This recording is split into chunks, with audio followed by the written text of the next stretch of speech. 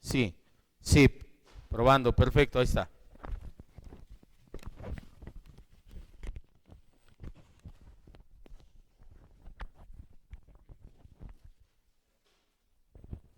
Vamos a la palabra ya. ¿No tienes las hojas? ¿Dónde está mi esposa?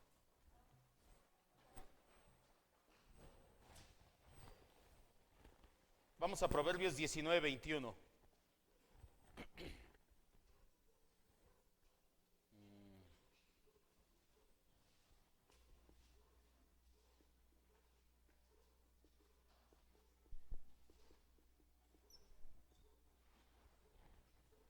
Proverbios 19:21. Seguimos estudiando la confesión de fe. Esta es la quinta clase. No van necesariamente con el orden de los temas, porque algunos temas ya los estamos partiendo en dos. Tal es el caso nuevamente de esta clase de el decreto de Dios. En la confesión de fe es un solo tema, pero no nos va a dar tiempo, es muy extenso. De hecho, algunos los estamos viendo no tan profundos, porque como le dije, ya habíamos tomado bibliología hace poco tiempo y eran conceptos que ya teníamos que manejar o que fácilmente podíamos recordar o ir e investigar. Dice Proverbios 19:21, nuestra cita base del día de hoy. Muchos pensamientos hay en el corazón del hombre, mas el consejo del Señor permanecerá. Vamos a orar. Señor y Dios, te damos gracias en esta noche que nos permites escudriñar tu palabra, que nos permites llenarnos de ella. Atesoramos este tipo de enseñanzas, mi Dios. Atesoramos que nos des el discernimiento de apegarnos a una confesión de fe, pues se vuelve cada vez más difícil el poder divagar, el poder caer en herejías, el poder extraviarnos en el camino de la fe. Al apegarnos a una confesión, sobre todo una confesión histórica, Señor. No es porque seamos más inteligentes o mejores preparados o merezcamos más que nadie, Señor. Lo vamos a reconocer siempre. Es porque tú eres bueno, por tu pura gracia te ha placido el apegarnos a una confesión y el poderla estudiar. Gracias, Señor, te decimos en el nombre de Cristo Jesús. Amén, Dios. Hoy vamos a hablar acerca del decreto de Dios. En el tema 3, en el tema 4 de la confesión de fe. Este es nuestro tema 5, de hecho, pero vaya, por eso le decía, lo estamos partiendo. Habla acerca del decreto de Dios. Ahorita vamos a entender qué es el decreto. Tenemos un Dios perfecto, tenemos un Dios, ya lo estuvimos viendo en las clases anteriores, acerca de Dios, acerca de la Santísima Trinidad. Vimos acerca de Dios sus atributos, vimos que es un Dios perfecto, infinito, en sabiduría, poder, eternidad, etcétera. Por lo cual es impensable que ese Dios tan grande haya creado un mundo sin un plan igual de perfecto y bien delineado. Un plan que tenga cada detalle, por mínimo que sea, para cada una de sus criaturas. Yo una vez se lo ejemplifiqué y le dije: tú no vas a la cocina y llegas y dices, ¿qué vamos a hacer de comer? A ver, agarra todo, revuelvo todo, ¿y qué salió? Tú ya vas pensando y dices, creo que voy a hacer una ensalada, entonces ya tengo en mente que voy a tomar la lechuga, los rábanos, los pepinos, lo voy a picar, lo voy a llenar, etcétera. Entonces, al igual con nuestro Dios, es impensable que un Dios perfecto en sabiduría, en poder, no tenga un plan perfecto en mínimo detalle. Aún nosotros los seres humanos, que somos criaturas de ese grandioso Dios y que somos de vidas cortas, somos propensos a planear lo mejor posible nuestras cosas. Planeamos los viajes, los estudios, la comida. De hecho, consideramos como insensatos aquellos que no planean con anticipación, o al menos en mi caso sí me pasa. Si yo veo una persona que no planea con anticipación, digo, ¿qué estará pensando? Ya debería de empezar a planear esa parte de su vida. La verdad del caso es que, a pesar de que muchos se opongan a la predestinación en teoría, todos lo practicamos en la vida diaria. El arquitecto, antes de comenzar una construcción de un edificio, primero hace sus dibujos, traza sus planes hasta el más mínimo de los detalles. En su mente el edificio se haya terminado aún antes de colocar la primera piedra. Así también sucede con un comerciante, un abogado, un agricultor y todo ser pensante e inteligente. Yo mismo, antes de presentar este tema, lo diseñé, lo elaboré, lo presenté en mi mente y ya lo traigo aquí hecho. No llegué con la Biblia y dije, a ver de qué hablo y empezamos a ver de qué sale. No, yo mismo diseñé de antemano este tema. ¿Por qué hablamos de esto? Ahorita lo va a entender. Porque un universo sin decretos sería tan irracional y tan espantoso como un automóvil que va en oscuridad sin luces y sin conductor. ¿Te imaginas? Vas en la noche, en la oscuridad vas tú manejando tu coche y de repente te sale de frente otro coche, no lo ves hasta que está enfrente de ti porque trae las luces apagadas y para acabarla nadie va conduciendo ese otro coche. ¿Sería algo fatal? Sí, así sería el universo si no tuviera decretos. Hay una necesidad de que el universo y todo lo que en él existe sea regido por decretos, y así es. Dios estableció decretos. El decreto divino se divide en dos. Hoy vamos a estudiar el primero. El decreto divino se divide en dos. El decreto general y el decreto específico. El decreto general son todos los acontecimientos. El decreto general son todos los acontecimientos y el específico es la predestinación para salvación. Hoy vamos a ver el decreto general de Dios. Le leo como dice en la confesión de fe, como lo hemos venido haciendo, y después lo vamos desmenuzando. La confesión de fe habla así acerca del decreto general. Ya entendimos que el universo necesita decretos, que aún los seres humanos, aunque no como tal dices, voy a decretar esto, pero sí ya estás pensando en qué hacer antes de. El decreto general dice así: Dios, desde toda la eternidad, por el sapientísimo y santísimo consejo de su propia voluntad, ha decretado en sí mismo, libre e inalterablemente, todas las cosas, todo lo que sucede. Sin embargo, lo ha hecho de tal manera que Dios no es ni autor del pecado, ni tiene comunión con nadie en él mismo, con nadie que tenga pecado, ni hace violencia a la voluntad de las criaturas, ni le quita la libertad o contingencia de las causas secundarias, sino que más bien las establece, en lo cual se manifiesta su sabiduría en disponer todas las cosas y su poder y fidelidad para llevar a cabo todos sus decretos. Traducción número 1. Definición. Primero, lo que hace la confesión de fe es definirnos el decreto. Para hacerlo más entendible lo vamos a llamar así, o lo vamos a describir así. Escriba: el decreto de Dios es su propósito o determinación respecto a todas las cosas futuras. El decreto de Dios es su propósito o voluntad, respecto a todas las cosas futuras, para sus criaturas. Obviamente, Él no está en el tiempo, Él actúa en el tiempo, pero habita en la eternidad, Él es eterno. Le repito, el decreto de Dios es su propósito o voluntad respecto a todas las cosas futuras. En otras palabras, los planes. De hecho, es el decreto y el plan de Dios. Ahorita va a entender por qué no es los decretos o los planes. En Dios es el decreto. Hemos usado el singular. La escritura lo hace así. La escritura no dice los decretos, dice el decreto, el consejo. Porque solamente hay un acto en la mente infinita de Dios acerca del futuro. No son los decretos, solamente es uno: hacer todo para su propia gloria. Apunte eso. ¿Cuál es el decreto? Hacer todo para su propia gloria. O sea, todo lo que pasa en el mundo ya está decretado, pero no está decretado al azar, no está decretado, planeado, no está la voluntad hecha de Dios porque sí, aleatoriamente, a ver qué sale. Todo está decretado para la gloria de Dios. A partir de ahí, es que se desprenden planes o propósitos como medio para lograr el decreto eterno primario o principal. Vamos a las citas ahora sí. ¿Dónde encontramos eso, pastor? Lo acabamos de leer al principio en Proverbios 19:21, dice: mas el decreto del Señor permanecerá. Acompáñenme a las siguientes citas. Ángel, Isaías 14:24 al 27.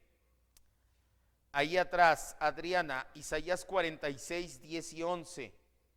Blanca, Salmo 115:3. Mi esposa, por favor, Salmo 135:6. Y vamos todos a Romanos 9:19. Proverbios 19:21. Isaías, ya lo teníamos, ya lo leímos. Isaías 14:24, 27. Isaías 46:10 y 11. Salmo 115:3. Salmo 135:6. Romanos 9:19. Fuerte.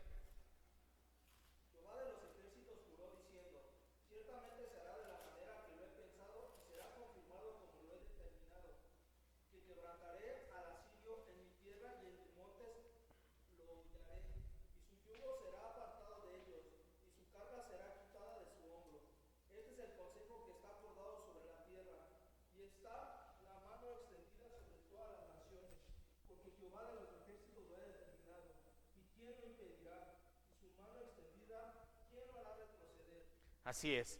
¿Qué dice Isaías? El Señor ya lo decretó, ya dijo lo que va a pasar con el asirio. Ese es su consejo. Acuérdese, en la Biblia, cuando habla de consejo de parte de Dios, es decreto. Cuando habla de parte de Dios, cuando habla de parte de los humanos, en la multitud de consejeros o de consejos se encuentra la sabiduría. Si habla acerca de: ven, te voy a aconsejar, quiero decirte, mira, échale ganas, esto, lo otro. Cuando habla de cerca de Dios, su consejo es su decreto.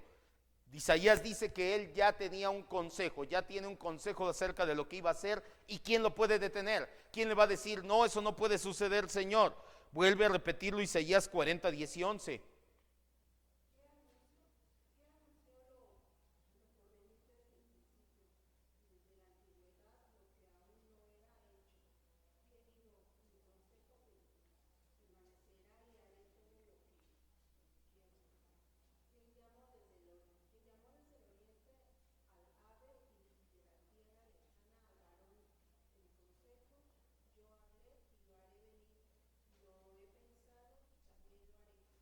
Así es, lo he pensado y lo haré. Ya tengo un consejo y lo voy a hacer. Salmo 115:3. Todo lo que quiso ha hecho. Y Salmo 135:6.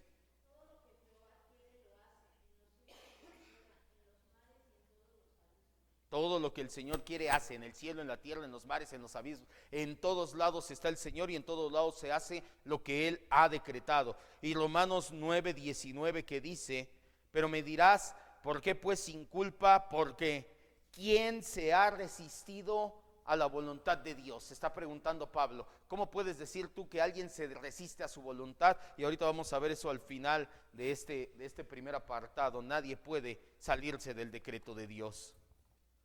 La palabra decreto se encuentra en la Biblia en varias ocasiones: en Salmos 2:7, en Efesios 3:11, en Hechos 2:23, en Efesios 1:9 y en Romanos 8:29. Solamente que lo encontramos como decreto, decreto eterno, consejo, providencia, voluntad o predestinación.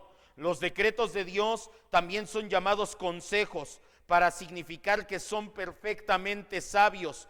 Son llamados voluntad, para mostrar que Dios no está bajo ninguna sujeción, sino que actúa según su propio deseo y según su proceder divino. La sabiduría está siempre asociada con la voluntad de Dios, y por lo tanto se dice que los decretos de Dios son el consejo de su voluntad. Los decretos de Dios están relacionados con todas las cosas futuras sin excepción. Todo lo que es hecho en el tiempo fue predeterminado antes del principio del tiempo, en la eternidad pasada. Creo que con este concepto ya no tenemos ningún problema. La eternidad presente, la eternidad futura y pasada. En la eternidad pasada Dios determinó, y todo lo que decretó en la eternidad pasada se está haciendo aquí en el tiempo. Segundo, perfección de su decreto.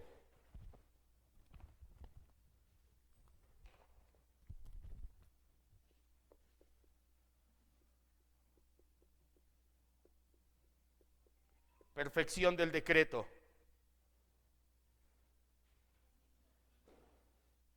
Entonces ya entendimos cuál es la definición del decreto general que Dios ha establecido desde antes de que el tiempo fuera fundado. Todas las cosas, ya todo está decretado, su voluntad ya está hecha, ya está establecida. ¿Para qué es su voluntad? Para su propia gloria. Pero vamos con calma, este decreto es perfecto. Dios decretó cómo va a funcionar todo y todo lo va a hacer con exactitud increíble. Todas y cada una de sus criaturas, como si fuera un arquitecto o ingeniero, Dios planeó perfectamente cómo funciona cada infinita e infimia parte de su creación para su propia gloria. Vamos a las siguientes citas. Ángel, Daniel 4, 34 y 35. De este lado, mi hermano Gabriel, Romanos 8, 28. Jonathan, Romanos 11, 36. Y vamos todos a Efesios 1, 11.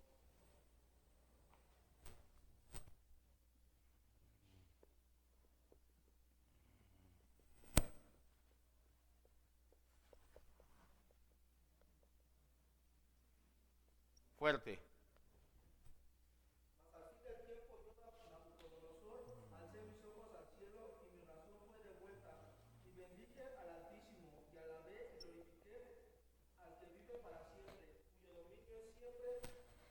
Sempiterno.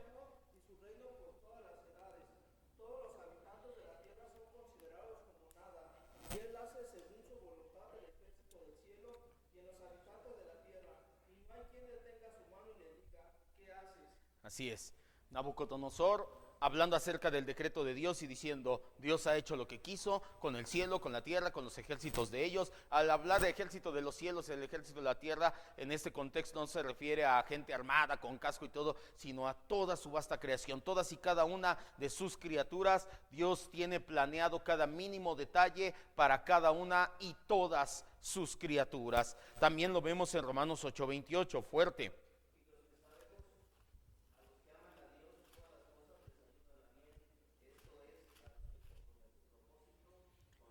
Cada uno tenemos un propósito por el cual fuimos llamados o creados. Romanos 11:36.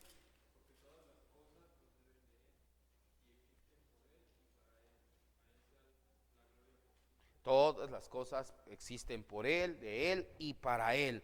Y por último, Efesios 1:11, que dice, en Él, en Cristo asimismo, tuvimos herencia habiendo sido predestinados conforme al propósito del que hace todas las cosas según el diseño de su voluntad. En estas citas encontramos la perfección del decreto.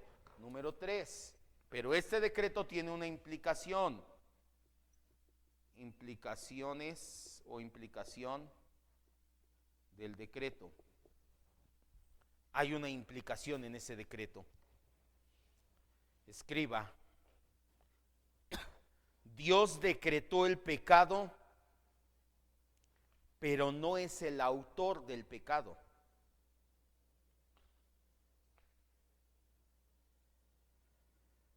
Hay una implicación y mucha gente tiene problemas con esta parte del decreto y dice, a ver, espérame. ¿Significa que Dios ya tiene de antemano, desde antes de crear el cielo, ya dijo todo lo que iba a pasar? Sí, se llama predestinación, decreto, consejo, voluntad. Y que cada mínimo detalle, nada queda libre. No, nada queda libre. Cada una de sus criaturas no le puede decir qué haces. Dios tiene cada detalle. Oye, pero esto tiene una implicación. ¿Significa que el pecado está decretado por Dios? Sí, el pecado está decretado por Dios. Pero escriba, le dije, Dios decretó el pecado, pero no es autor del pecado. Vamos a ver 3 citas primero. Génesis 18:25, Ángel. Santiago 1:13, mi hermano Gabriel, y vamos todos a primera de Juan 1:5. Dios no puede ser el autor del pecado. ¿Cómo está ahí? Vamos con calma. Primero tenemos que entender que no puede ser el autor del pecado, porque el pecado y Dios no tienen comunión. Si tuviéramos un Dios que se complace en el pecado, o que hace pecado, o que es autor del pecado, ese Dios no sería un Dios bueno. Y si no hay bondad en Dios, agárrate, porque quién sabe cómo te pueda ir el día que si no tuviera bondad dijera, ya me harté de ustedes, se acabaron hasta aquí. A ver, entonces, Génesis 18:25.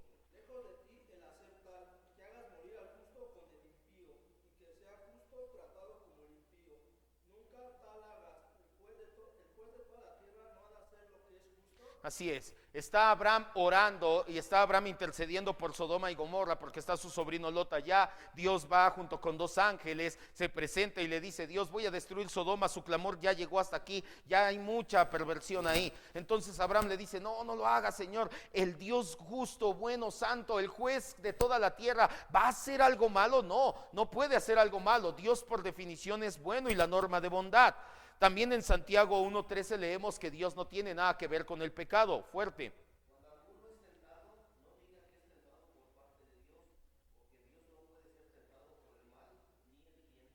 Exacto, Dios no va a poner en ti deseo pecaminoso. Tú no puedes decir, es que Dios me puso eso en el camino, Dios me puso esta tentación. No, Dios jamás va a tentar a nadie con un deseo pecaminoso. Y primera de Juan 1:5, que dice, este es el mensaje que hemos oído de Él, de Cristo, y que les anunciamos. Dios es luz y no hay tinieblas en Él.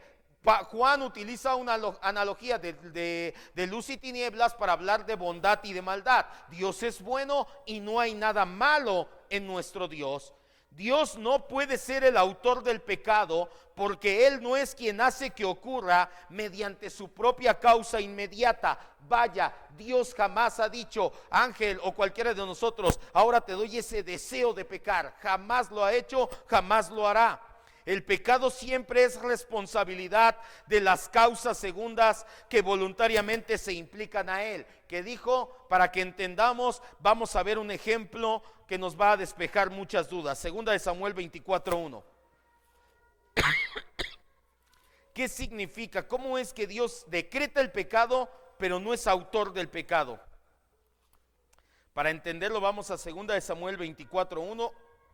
Y después a Primera de Crónicas 21:1.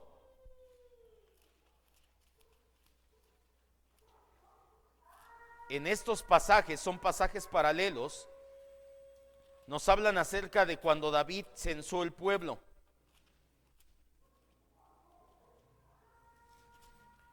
Ya tenemos segunda de Samuel 24:1. En segunda de Samuel dice, volvió a encenderse la ira del Señor contra Israel e incitó a David. Pastor, ahí ya dice que Dios incitó a David a pecar, a hacer un censo. ¿Por qué fue pecado el censo? Porque David no hacía un censo con fines estadísticos de decir, a ver, quiero saber cuántos hombres hay, cuántas mujeres, cuántos niños, cuántos minusválidos para ayudar. David nada más decía, mira nada más cuántos hay. Caray, yo soy muy bueno. David se hinchó en su corazón y dijo, tanta gente bajo mi mandato. Por eso es que al hincharse de orgullo fue pecado el censo que hizo David. No porque cada vez que pasen a tu casa a tocar ya viene el censo de población y vivienda, ¿va? No, váyase de aquí que son pecados los censos. No, no tiene nada que ver. Lo hacen con fines estadísticos. En el caso de David no era con un fin estadístico, era con un fin de orgullo. Volvió a encenderse la ira del Señor contra Israel e incitó a David contra ellos a que dijese, ve y haz un censo de Israel y de Judá. Pastor, ahí dice que Dios fue el que incitó a David. No, Dios fue el que decretó lo que tenía que pasar en pecado.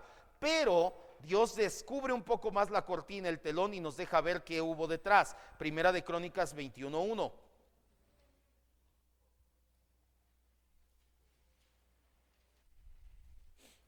Ya lo tenemos, Primera de Crónicas 21:1 dice, pero Satanás se levantó contra Israel e incitó a David a que hiciera un censo.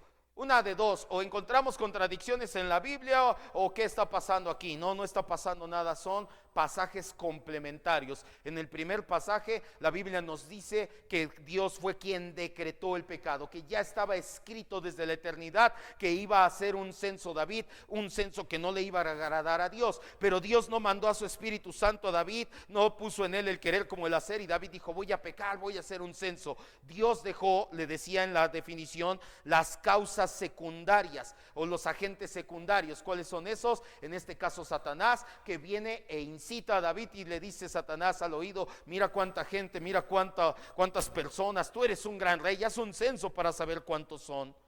podemos percatarnos que Dios decretó, que el decreto que de Dios no se llevó a cabo por el Espíritu Santo obrando en el corazón de David, sino por una causa secundaria. ¿Quién fue esa causa secundaria? Satanás. Entonces, hay más pasajes que nos dan luz en el asunto. Génesis 50:20. Porque no quiero que se quede así como que, a ver, entonces sí o no, ¿cuál? Algunos ya tenemos un poquito más de tiempo estudiando predestinación y temas parecidos. Entonces ya no deberíamos de tener tantos problemas. Aún el acto más cobarde y ruin en la historia de la humanidad, que fue la traición de Judas, estaba predestinada, pero sin esa traición no seríamos salvos el día de hoy, porque todo lo que predestina Dios lo hace para. ¿Y cómo se glorificó Dios con la cruz? A lo sumo, en gran manera, como un Dios tan grande y maravilloso, creador y sustentador de todo, bajó a morir en una cruz para salvarnos. Si eso no le da toda la gloria a Dios, no sé qué podría hacerlo. Entonces, por eso es que aún el decreto de que Judas pecara y entregara a Jesús fue para la gloria de Dios. ¿Quién dice la Biblia que puso en el corazón de Judas entregar a Jesús? ¿Quién? Satanás. Dice en ese momento, ¿se acuerda que le dije cuando vimos esa parte? Satanás entró en el corazón de Judas y Satanás en ese momento no empezó a retorcerse, Judas a agarrar cosas y doblarlas. Ya ve que los endemoniados hoy en día según, oh mira cuántas fuerzas y habla bien, quién sabe cómo. ¿Qué hizo Judas? ¿Qué quería? Dinero en ese momento. Entonces en el momento en que tú vayas a una iglesia en el que empiecen dinero, híjole, aquí ya entró Satanás en el corazón de ellos, exactamente. Génesis 50:20 dice: ustedes pensaron mal contra mí, mas Dios lo encaminó a bien para hacer lo que vemos hoy, para mantener en vida a mucho pueblo. José está hablando con sus hermanos. Los hermanos de José estaban aterrorizados porque ellos habían vendido a José y habían engañado a su papá que había muerto. Sus hermanos van y le dicen: no, José, ya murió mi papá, no nos hagas nada. Y José le dice: tranquilos, ustedes pensaron mal contra mí, pero Dios ya tenía un decreto para su propia gloria. Y ese decreto era que ustedes me vendieran, pero Dios no puso ese pecado en ustedes, fueron ustedes mismos lo que lo hicieron. Hechos 2:23.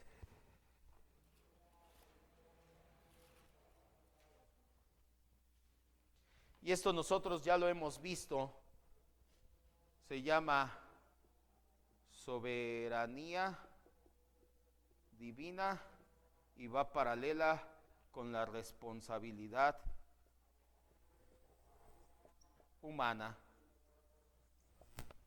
¿Cuál es la implicación?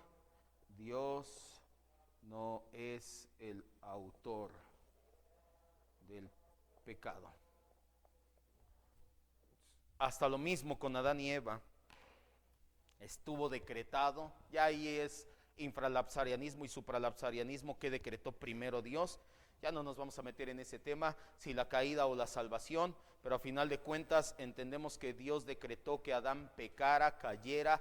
¿Quién fue el que llevó a cabo o metió en el corazón del hombre ese pecado? Satanás. También una causa segunda, una causa contingente se le conoce.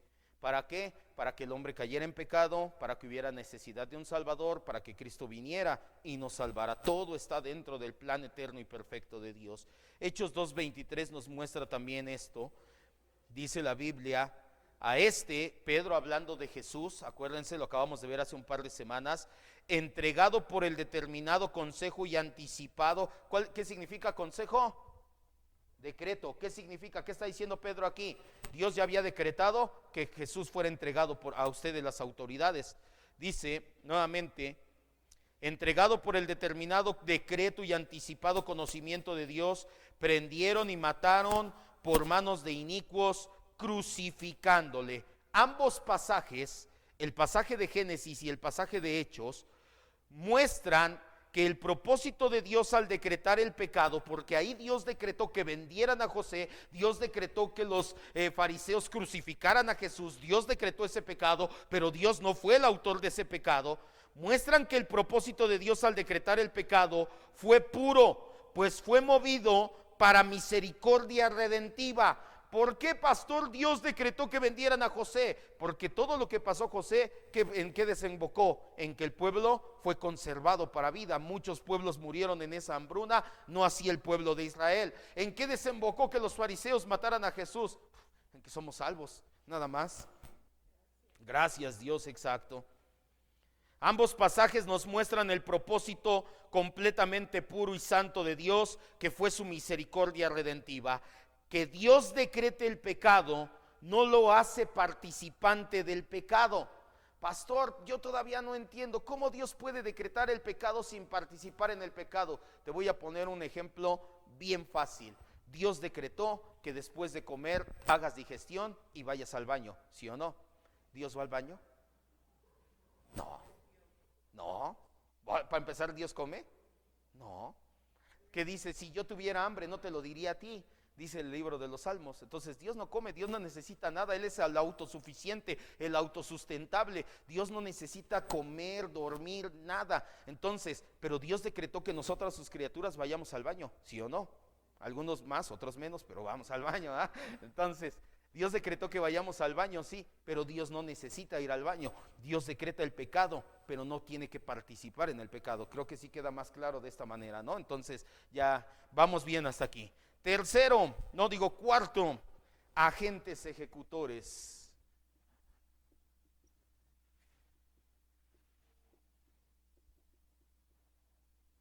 Del decreto de Dios.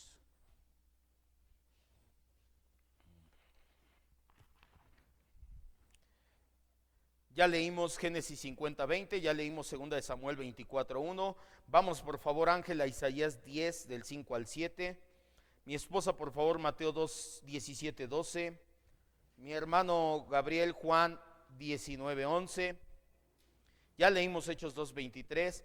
Y yo leo Hechos, vamos todos a Hechos 4, 27 y 28. Les repito las citas. Isaías 10 del 5 al 7. Mateo 17, 12, Juan 19, 11, Hechos 4, 27 y 28. ¿Quiénes son los agentes ejecutores del decreto de Dios? Dios decreta todo, pero tiene agentes ejecutores. Somos nosotros, su creación.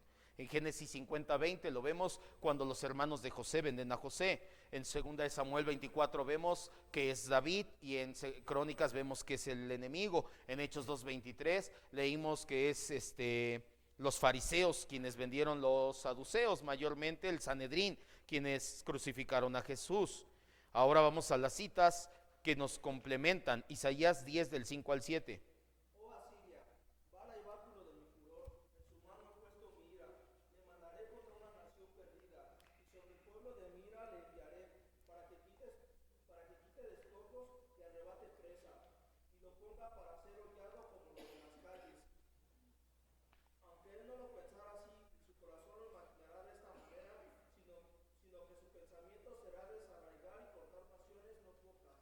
Así es, el Señor está diciendo, tengo un decreto, Asiria, ya no más. Pero ¿quién va a llevar a cabo ese decreto? Dios baja y con sus manos, no, dice, tengo otra nación que va a venir y va a llevar a cabo el decreto que yo tengo. Mateo 17, 12.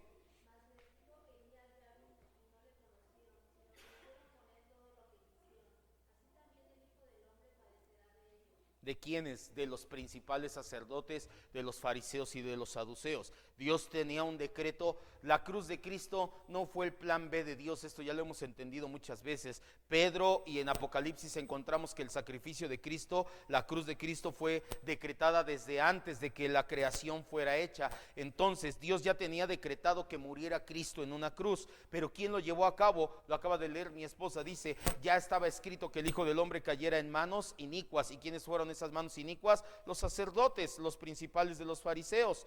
Juan 19, 11.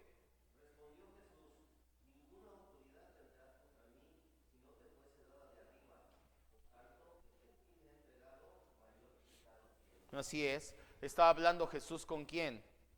Con Pilato, y le dice, Pilato, tú me vas a matar, pero la autoridad que viene de ti todavía viene de más arriba, viene de parte de Dios. Tú no me podrías matar si Dios no lo hubiera decretado desde antes, mi Padre no lo hubiera decretado.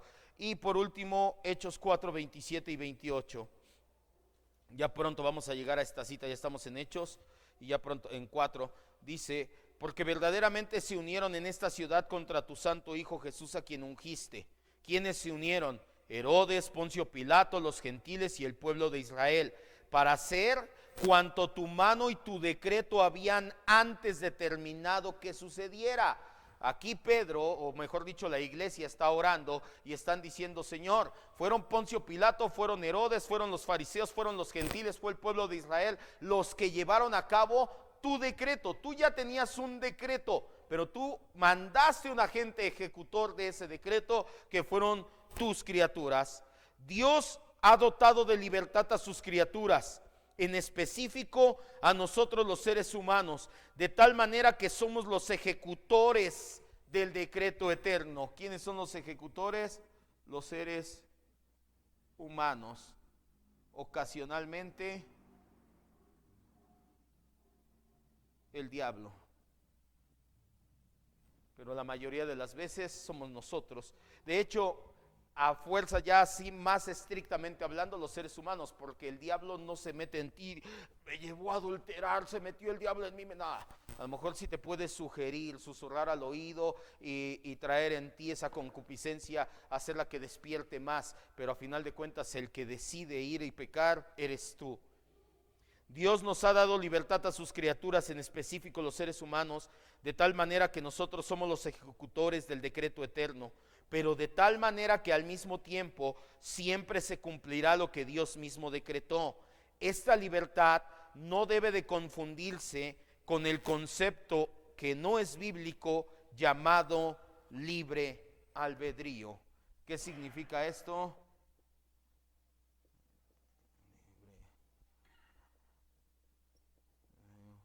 No está hablando aquí de libre albedrío. Ah, sí, ya entendí. Lo que pasa es que la Biblia dice, el pastor nos está diciendo que nos dio libre albedrío y que por eso nosotros hacemos, pero no.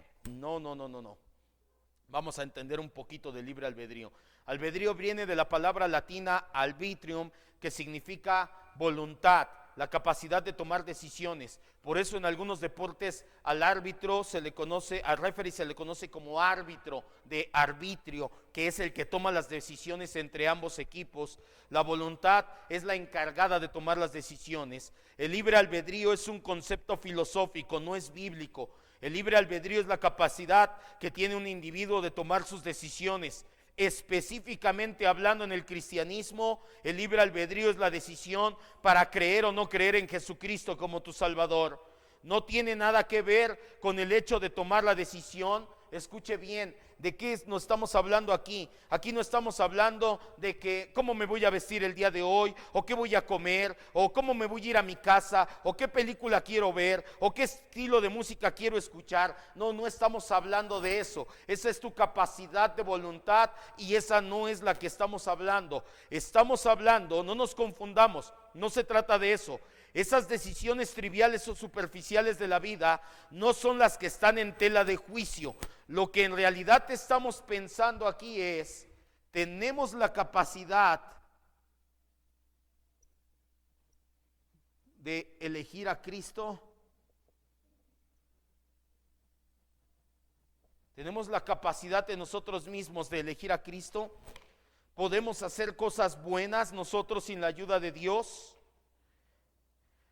¿Será necesaria la gracia de Dios para creer en Cristo? Eso es lo que está en juego y eso es lo que quiero que entienda con los agentes, el agente ejecutor del decreto de Dios. Si el libre albedrío existe, como muchos filósofos en las iglesias cristianas lo aseguran, surge una gran pregunta: ¿para qué mandó Dios a su Hijo a morir en la cruz si nosotros podíamos acercarnos y ser buenos tomando nuestras libres decisiones? El concepto de libre albedrío nos dice que Dios no puede o no quiere obligarnos nunca a hacer nada que nosotros no deseamos, como creer en Él, por ejemplo. Que Dios es un caballero y que respetará siempre nuestras decisiones. Que si nosotros decimos con nuestro libre albedrío que no a la voluntad de Dios, entonces Dios no puede hacer ya nada al respecto. Que Dios tiene las manos atadas a nuestro libre albedrío, y esto no es cierto. Por eso es que debe de entender que los agentes ejecutores del decreto de Dios somos los seres humanos, pero nosotros no podemos decir si lo cumplo o no lo cumplo. Si Dios lo decretó, ¿quién dirá que no se hace? Daniel 4:35, Ángel. Hechos 9 del 1 al 6 todos. Y le dejo de tarea leer el libro de Jonás. Dios decretó que en Nínive fuera predicado el arrepentimiento. Jonás fue el agente ejecutor. Jonás dijo, no quiero. Y el decreto de Dios se cumplió o no se cumplió. Pero ¿cómo se cumplió? Porque Dios mandó un gran pez que tragara a Jonás. Pero no nada más fue así como que, Jonás va caminando y un pez. Todo lo que se tuvo que dar, se subió en una nave, fue a dar en medio de una tormenta específica. Los marineros tuvieron el corazón para tirarlo al mar. En el mar llegó el gran pez, lo tragó. 3 días estuvo en el vientre y lo arrojó en tierra en las costas de Nínive. Y ahora sí, Jonás, no es lo que tú digas, es lo que Dios dice. Y Jonás terminó predicando el arrepentimiento en Nínive. Daniel 4:35. Todos los habitantes de la tierra son considerados como nada, y él hace según su voluntad en el ejército del cielo. Y en los habitantes de la tierra no hay quien detenga su mano y le diga, ¿qué haces? Así es, no hay quien detenga su mano y le diga, ¿qué haces? Entonces, ningún ser humano, ninguno de los agentes ejecutores tiene libre albedrío para rechazar el decreto de Dios. Si Dios dice se hace, se hace. Otro ejemplo, Jonás. Otro ejemplo, Hechos 9 del 1 al 6, la conversión de Saulo. Saulo respiraba, dice la Biblia, amenazas y muerte contra los discípulos. Llegó al sumo sacerdote, le pidió cartas para ir a la sinagoga de Damasco a fin de arrestar a hombres y mujeres que siguieran el camino del cristianismo. Pero yendo por el camino, aconteció que al llegar cerca de Damasco, repentinamente le rodeó un resplandor de luz en el cielo. Pablo iba caminando, era como mediodía y todavía fue una luz más grande, y de repente cayó en tierra y se oyó una voz que le decía, Saulo, Saulo, ¿por qué me persigues? Él dijo, ¿quién eres, Señor? Y le dijo, yo soy Jesús a quien tú persigues. Dura cosa te es dar coces contra el aguijón, te estás dando de topes contra la pared, estás yendo en contra de mi voluntad y mi decreto va a prevalecer por encima del tuyo. Temblando y temeroso le dijo Saulo, ¿qué quieres que yo haga? ¿Qué pasó aquí con Saulo? Su libre albedrío, ¿dónde quedó? Saulo en ese momento, el apóstol Pablo dijo, Señor, entiendo que estoy yendo en contra de tu decreto, ¿qué quieres que yo haga? Levántate, entra en la ciudad y se te dirá lo que tienes que hacer. Y por último, número 5, la fidelidad del decreto.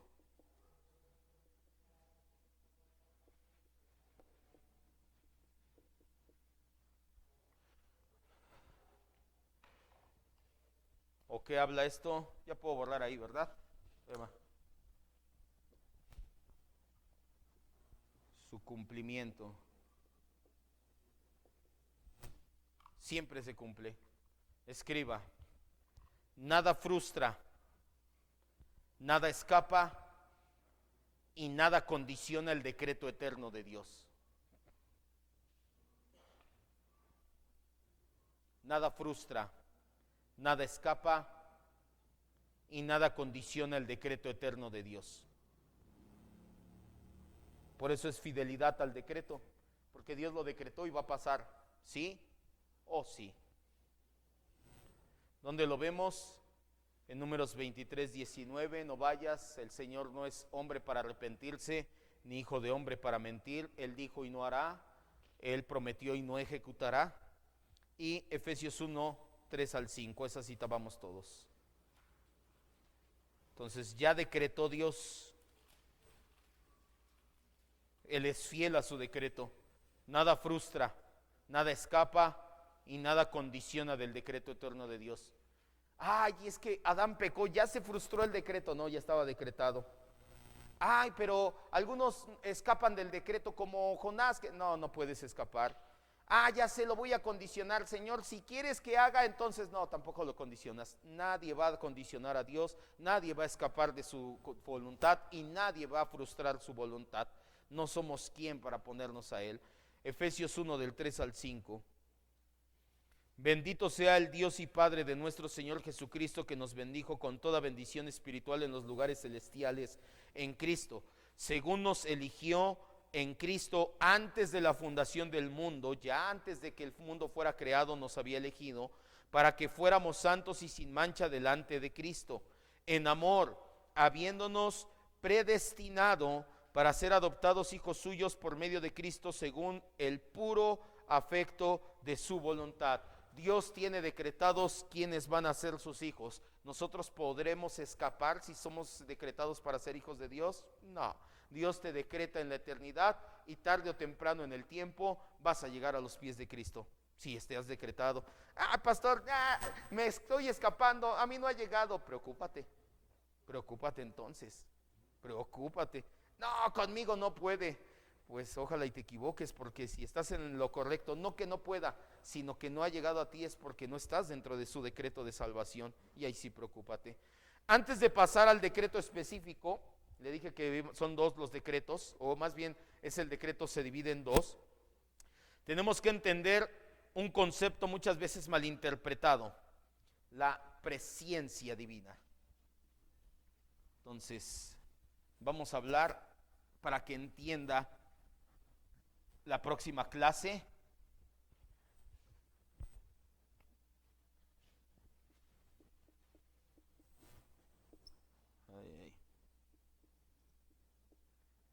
Presciencia divina.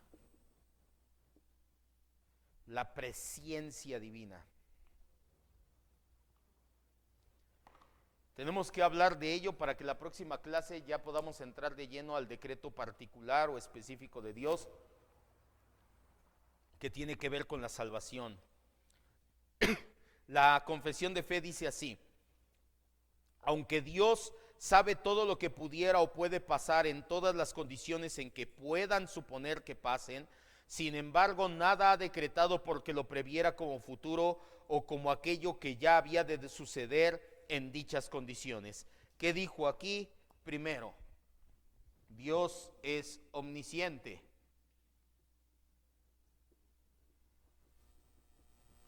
¿Qué significa que Dios sabe todo?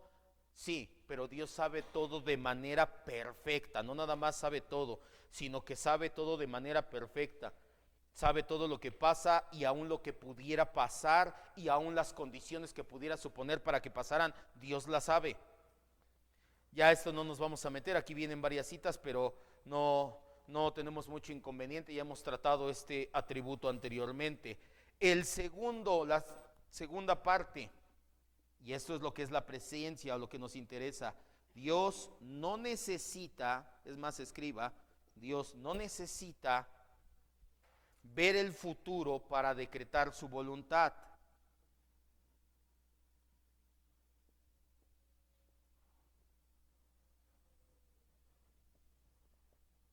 Dios no necesita ver el futuro para su decreto eterno. Por eso le dije, necesitamos ver este concepto, porque si no algunos se pierden. Y dicen, pues sí, como Dios sabe todo, Dios ve en el futuro y dice, aquí va a estar Olaf predicando y van a estar tal y tal y tal. Ya sé, mejor acá antes de crear el tiempo, aquí voy a poner, Olaf va a estar predicando y van a estar tal y tal y tal. No, si Dios lo sabe todo. Si Dios sabía que iba a estar aquí, Dios sabía, aún antes de que yo hablara, ya sabía qué palabras iban a salir de mi boca. Sí, aún las que hubieran salido, todos los escenarios Dios los conocía. Pero Dios no necesita ver el futuro para su decreto eterno. Eso es muy importante. Vamos a ver las siguientes citas. Isaías 40, 13 y 14. Igual como vamos, Ángel. Romanos 9 del 11 al 18, mi esposa. Romanos 11:34, hermano Gabriel, y vamos todos a 1 Corintios 2:16. Fuerte. ¿Quién enseñó al Espíritu del Señor o le aconsejó enseñándole? ¿A quién pidió consejo para ser avisado? ¿Quién le enseñó en el camino del juicio o le enseñó ciencia o le mostró la senda de la prudencia? ¿Quién? ¿Quién enseñó al Señor? Nadie. ¿El futuro le enseñó? No, tampoco entra ahí. Porque si no, entonces, lo que pasa es que Dios vio el futuro y por eso no, entonces ya habría alguien que le enseñó a Dios, ya Dios no sería completamente libre en su decreto, decretó porque el futuro pensó o vio que iba a pasar así y por eso vino y decretó. Y ya vimos que su decreto es completamente independiente, él nadie lo puede frustrar, condicionar ni nada. Siguiente cita, Romanos 9 del 11 al 18.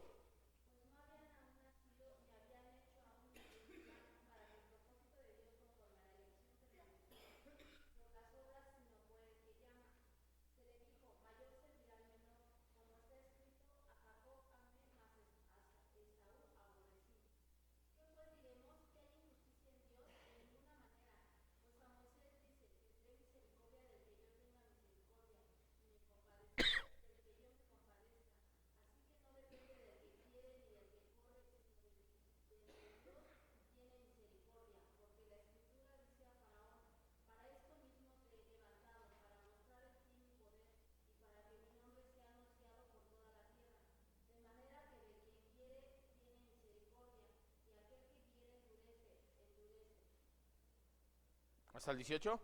Perfecto. ¿De qué habla aquí el apóstol Pablo? El apóstol Pablo está hablando del consejo, del decreto eterno de Dios para la salvación. Pero Pablo comienza diciendo muy claro, él pone una analogía y dice Jacob y Esaú. Y hay quien dice, pero es que ahí no habla de dos personas, habla de dos naciones. Pues entonces son más personas, entonces no nada más son dos. Es toda la nación de Jacob, que son los israelitas, y toda la nación de Esaú, que son los edomitas. Entonces son dos naciones o dos personas, el caso da igual. Dice la Biblia, aún no habían nacido. Todavía no estaba creado el tiempo, todavía no pasaba nada. Dios no vino a echarse un clavado al futuro para su decreto.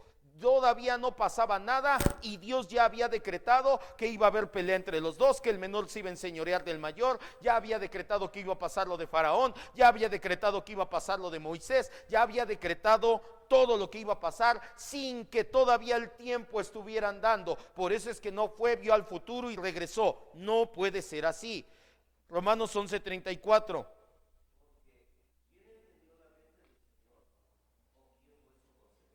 ¿Quién le da consejos a Dios? ¿El futuro? No, tampoco el futuro puede. Primera de Corintios 2:16. ¿Quién conoció la mente del Señor? ¿Quién le instruirá? ¿Quién puede instruir a Dios? ¿El futuro? No, tampoco puede hacerlo. El apóstol Pedro entendía perfectamente el decreto eterno de Dios. Primera de Pedro 1:2. Entonces sí quiero que quede bien clara esta parte. Y por eso no somos molinistas.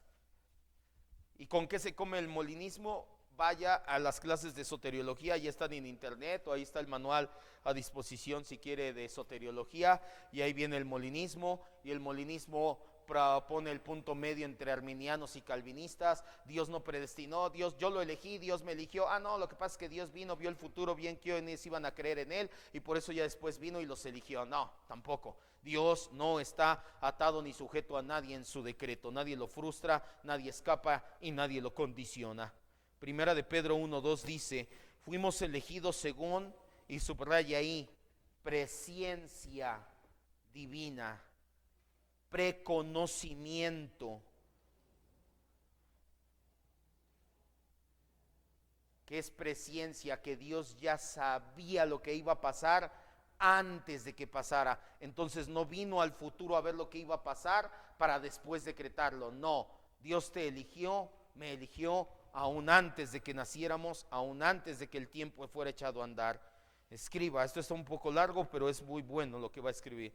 Si Dios tuviera que mirar hacia el futuro para conocer los eventos y de esa manera decretar su voluntad, Él estaría sujeto a los acontecimientos y no en control de ellos. Le repito nuevamente, si Dios tuviera que mirar hacia el futuro para conocer los eventos y de esa manera decretar su voluntad, Él estaría sujeto a los acontecimientos y no en control de ellos. Por eso es que no creemos en el molinismo. Por eso es que teníamos que aclarar primero la presciencia divina. porque entonces Dios ya no estaría en control de su decreto. Dios ya tendría que estar viniendo a ver qué es lo que va a pasar, y ahora sí viniendo y escribir, ya voy a decretar que, tercera guerra mundial, no pasó, no, se arrepintió Irán, no, perdón, no pasó. No, Dios ya decretó lo que iba a pasar. No viene, se echa un clavado al futuro y regresa y anda así, porque entonces Dios estaría sujeto a los acontecimientos, y el consejo eterno es perfecto, todo lo tiene planeado a la perfección. No hay nadie que frustre, escape ni condicione el decreto de Dios. Por lo tanto, Dios no puede prever algo que no haya sido antes por Él mismo decretado. ¿Qué significa esto? Que si Dios viene y ve en el futuro, es porque Él ya lo había decretado. Dios puede ver algo que Él no ha decretado, no, porque no ha pasado, no va a pasar si Él no lo decreta. Su decreto es el que hace que todo ocurra con certeza, y no se puede prever algo que vaya a ocurrir sin que Dios primero lo decrete. Vaya, para que las cosas suceden, Dios las tuvo que haber decretado en la eternidad. Las profecías en la Biblia, con eso terminamos, no son a Dios mirando en el futuro para saber lo que ocurrirá y dándoselo a saber a sus profetas, sino que porque Él lo decretó, por eso los profetas hablaron. Isaías 46:10, vamos todos, aquí acabamos ya.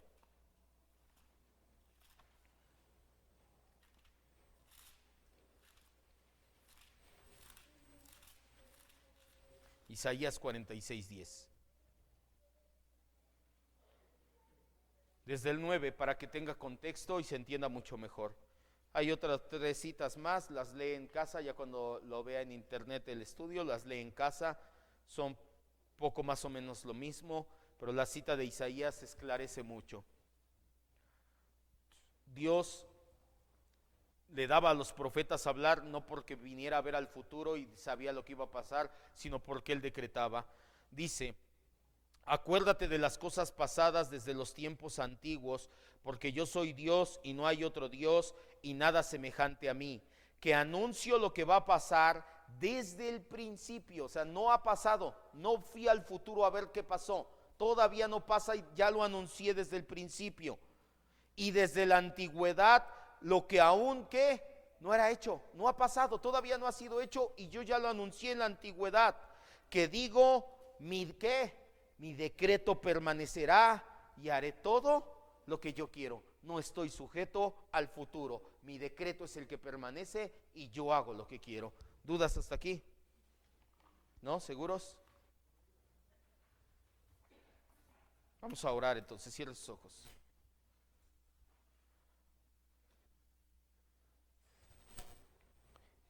El tema del día de hoy lo dividimos en 2 partes, el decreto de Dios parte 1. La semana entrante, Dios mediante, vemos el decreto parte 2. Hoy aprendimos acerca del decreto general. El decreto de Dios no son decretos, porque para Dios es uno solo.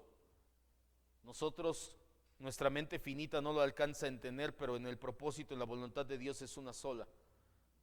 Para su propia gloria ha Dios determinado con anticipación todas las cosas futuras. Dios ya tiene planeado con mucha anterioridad, desde antes de crear el mundo, desde antes de que la creación fuera, desde antes de que el tiempo existiera, Dios ya tenía decretado lo que iba a pasar en lo general, en cada acontecimiento. Ya la semana entrante vemos en lo particular, en la salvación. Pero hoy quiero que entienda que cada acontecimiento no es casualidad, no hay casualidades. En Dios hay propósitos, y propósitos eternos. Desde la eternidad y hasta la eternidad eres Dios, dice el libro de los Salmos. Muchas veces nuestro ego no nos deja entender o asimilar a la primera este tipo de enseñanzas. El ego humano cree que tiene el control de la situación. En su ego se construyó la Torre de Babel. A Dios no le enoja que construyan edificios altos. A Dios le molestó que el ser humano se sintiera autosuficiente y en su ego pensara que podía hacer las cosas aparte del decreto de Dios. Nosotros los humanos, en nuestro egocentrismo, creemos que controlamos nuestras vidas, que somos los dueños de ellas, cuando realmente Dios ya tiene decretado desde la eternidad todas y cada una de las cosas que han de pasar en nuestras vidas. No nos ha borrado de la ecuación, no somos títeres como tal, pero tampoco podemos salirnos, frustrar o condicionar el decreto eterno de Dios. Ahora, si como cristiano lo piensas y lo meditas un momento, esto debe de traerte gran consuelo, porque aún a pesar de la situación más difícil que pudieras estar pasando, quiere decir que Dios la tiene decretada para su propia gloria, para que Él sea glorificado. ¿Cómo? Muchas veces no lo sabemos aquí en el tiempo, hasta que llegues a la eternidad lo sabrás, pero pregúntale a Jonás cómo tuvo que sufrir para llevar más fruto. Pregúntale a Daniel cómo tuvo que sufrir en el foso de los leones para que Dios fuera glorificado, a los 3 en el horno de fuego, a Lot saliendo corriendo de Sodoma y Gomorra, y a tantos héroes de la fe que encontramos en la Escritura. El hecho de que Dios tenga todo decretado quiere decir que no hay contingencia, que no hay casualidad, que no hay azar, que no hay probabilidad, que Dios tiene todo perfectamente bajo control, y eso a nosotros los cristianos nos debe de traer una paz que sobrepasa todo entendimiento. Pastor, me está doliendo en este momento esta situación. Yo no dije que te iba a traer felicidad, te dije que te iba a traer paz. La paz de saber que Dios tiene el control perfecto de cada situación para su propia gloria, y en específico, que más le da gloria al Señor, que nosotros seamos como Cristo, que reflejemos a Cristo. Entonces, sea lo que sea que estemos pasando, digámosle gracias Dios, tú lo tenías decretado, es para que llevemos más fruto, es para que sea como Cristo. Gracias, Padre, te decimos hoy y siempre, en el nombre de Jesús. Amén, Dios.